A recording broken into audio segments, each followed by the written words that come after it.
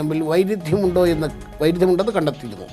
വിവരങ്ങളുമായി ശ്രീനാഥാണ് കൊച്ചിയിൽ നിന്ന് ചേരുന്നത്. ശ്രീനാഥ്, നമുക്കറിയാം ഇതുമായി ബന്ധപ്പെട്ട് കഴിഞ്ഞ ദിവസം ഹാജരാകണമെന്ന് സ്പീക്കർക്ക് നോട്ടീസ് നൽകിയിരുന്നു. എന്നാൽ തെരഞ്ഞെടുപ്പിൻ്റെ തിരക്കായതുകൊണ്ട് ഹാജരാകാൻ കഴിയില്ല എന്ന മറുപടിയാണ് അദ്ദേഹം. അത് കസ്റ്റംസാണ് എന്നാണ് മനസ്സിലാക്കുന്നത്. ഇതിപ്പോൾ ഇഡിയുടെ ഭാഗത്തു നിന്നുള്ള നീക്കം എന്താണ്?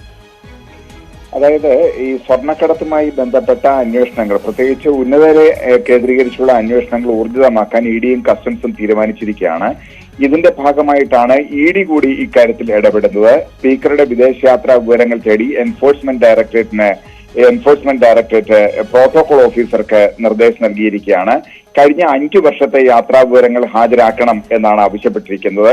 ഏതൊക്കെ രാജ്യങ്ങളിൽ എത്ര പ്രാവശ്യം പോയി, ഏതൊക്കെ ദിവസങ്ങളിലാണ് സന്ദർശിച്ചത് തുടങ്ങിയ വിവരങ്ങൾ അറിയിക്കാനുള്ള നിർദ്ദേശമുണ്ട്. അതോടൊപ്പം തന്നെ വിദേശയാത്രയുടെ പേരിൽ എത്ര രൂപ TADA ഇനത്തിൽ സ്പീക്കർ കൈപ്പറ്റിയിട്ടുണ്ട് എന്നുള്ള വിവരങ്ങളും ലഭ്യമാക്കണമെന്ന് ആവശ്യപ്പെട്ടിട്ടുണ്ട്.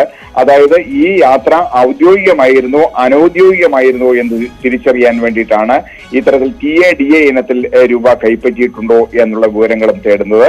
സ്പീക്കറുടെ യാത്ര സംബന്ധിച്ച് UAE കോൺസുലേറ്റിലെ വിവരങ്ങളും സർക്കാർ വിവരങ്ങളും തമ്മിൽ വൈരുദ്ധ്യമുണ്ട് എന്ന് നേരത്തെ തന്നെ ഇഡി കണ്ടെത്തിയിരുന്നു. നേരത്തെ ഒരു തവണ കസ്റ്റംസ് അന്വേഷിച്ചതല്ലേ സ്പീക്കറുടെ യാത്രാ വിവരങ്ങൾ?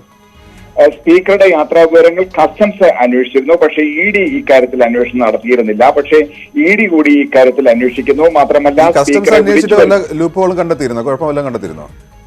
തീർച്ചയായിട്ടും അക്കാര്യത്തിൽ സ്പീക്കറുടെ യാത്രാ വിവരങ്ങൾ സംബന്ധിച്ച് കോൺസുലേറ്റിലെ വിവരങ്ങളും അതേപോലെ തന്നെ സർക്കാരിന്റെ കൈവശമുള്ള വിവരങ്ങളും തമ്മിൽ വൈരുദ്ധ്യമുണ്ട് എന്ന് അന്വേഷണ ഏജൻസികൾ കണ്ടെത്തിയിരുന്നു. ഈ വൈരുദ്ധ്യങ്ങൾ എങ്ങനെ സംഭവിച്ചു എന്നുള്ളതിന്റെ കൂടുതൽ ക്ലാരിഫിക്കേഷനാണ് ഇപ്പോൾ ഇഡി നടത്തുന്നത്. മാത്രമല്ല, ഈ രണ്ട് രീതിയിൽ തന്നെ അന്വേഷണം മുന്നോട്ട് കൊണ്ടുപോകാനാണ് ഉദ്ദേശിച്ചിരിക്കുന്നത്. ഏതായാലും സ്പീക്കറെ വിളിച്ചു വരുത്താനുള്ള നോട്ടീസ് കസ്റ്റംസ് കഴിഞ്ഞ ദിവസം നൽകിയിരുന്നു. അത് തെരഞ്ഞെടുപ്പ് കഴിഞ്ഞ ശേഷം മാത്രമേ എത്താൻ കഴിയൂ എന്ന് സ്പീക്കർ ശ്രീരാമകൃഷ്ണൻ അത് രേഖാമൂലം അറിയിക്കുകയും ചെയ്തു. ഇനി അനന്തര നടപടികൾ കസ്റ്റംസ് ആണ് സ്വീകരിക്കേണ്ടത്. അവർ നോട്ടീസ് നൽകിയോ കോടതിയെ സമീപിക്കുകയോ ഒക്കെ ചെയ്യും എന്നുള്ളതാണ് നമുക്ക് ലഭ്യമായിരിക്കുന്ന വിവരം. ഏതായാലും ഇഡി കൂടി ഇക്കാര്യത്തിൽ ഇടപെടുന്നു എന്നുള്ളതാണ് ഏറ്റവും ശ്രദ്ധേയമായ കാര്യം. ശ്രീനാഥാണ് വിവരങ്ങൾ നൽകിയത്. സ്പീക്കറുടെ വിദേശയാത്ര സംബന്ധിച്ച വിവരങ്ങൾ ഹാജരാക്കാൻ പ്രോട്ടോകോൾ ഓഫീസർക്ക് എൻഫോഴ്സ്മെന്റ് ഡയറക്ടറേറ്റ് നിർദ്ദേശം നൽകിയിരിക്കുന്നത്. നമുക്ക് മറ്റൊരു വാർത്തയിലേക്ക് പോകാം. കഥകളി ആചാര്യൻ ഗുരു ചേമഞ്ചേരി കുഞ്ഞിരാമൻ നായർ അന്തരിച്ചു. കോഴിക്കോട് കൊയിലാണ്ടിയിലെ വസതിയിലായിരുന്നു അദ്ദേഹത്തിൻ്റെ അന്ത്യം. 105 വയസ്സായിരുന്നു. 8 പതിറ്റാണ്ട് നീണ്ടുനിന്ന കലാജീവിതത്തിനാണ് അവസാനമായിരിക്കുന്നത്. വിവരങ്ങളുമായി സനോജ് സുരേന്ദ്രനാണ് ചേരുന്നത്. സനോജ്, സാർത്ഥകമായ ഒരു ജീവിതമാണ് അവസാനിച്ചിരിക്കുന്നത്. സംസ്കാര ചടങ്ങുകൾ എപ്പോഴാണ്? എന്താണ് മറ്റ് വിശദാംശങ്ങൾ?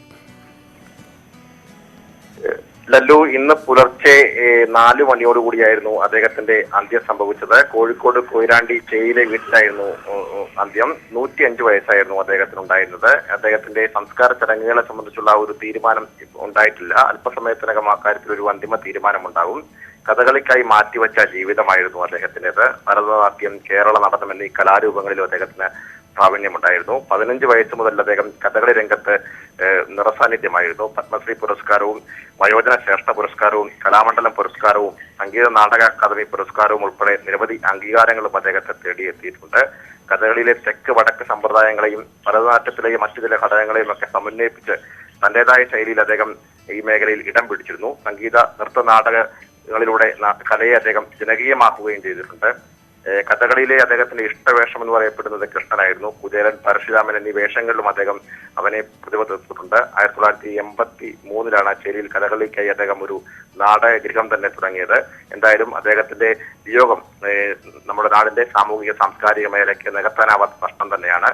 അദ്ദേഹത്തിന്റെ സംസ്കാര ചടങ്ങുകൾ പൂർണ്ണ ഔദ്യോഗിക ബഹുമതികളോടെ നടക്കുവാനാണ് സാധ്യത. അത് സംബന്ധിച്ചുള്ള ഒരു അന്തിമ തീരുമാനം ഉണ്ടായിട്ടില്ല. ലല്ലു, കോഴിക്കോടുള്ള സമയത്ത് ഒരു തവണ കണ്ടിട്ടുണ്ട് അദ്ദേഹത്തെ. വലിയ മനുഷ്യനായിരുന്നു. ഏതായാലും അദ്ദേഹം വിടവാങ്ങിയിരിക്കുന്നു. കൂടുതൽ വാർത്തകൾക്കും വിശദാംശങ്ങൾക്കും Malayalam.News18.com സന്ദർശിക്കാം.